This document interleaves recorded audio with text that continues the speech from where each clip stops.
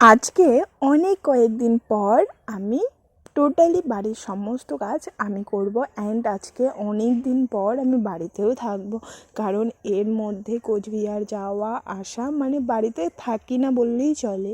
সকালবেলা উঠেই যেহেতু বাবা কাজে যাবে তাই প্রথমেই ফুলকপি আলু ভাজা করেছিলাম, তার সঙ্গে লাউয়ের ডোগার একটা চচ্চড়ি করেছিলাম যেটা খাওয়া দাওয়া করে বাবা চলে গিয়েছে। তারপর আমি দুটো কলা আর তার সঙ্গে দাদা আজকে মাটন আনবে, তো মাটন নিয়ে এসেছে, তখন পুরিও নিয়ে এসেছে, তো সেগুলোই খাওয়া দাওয়া করলাম।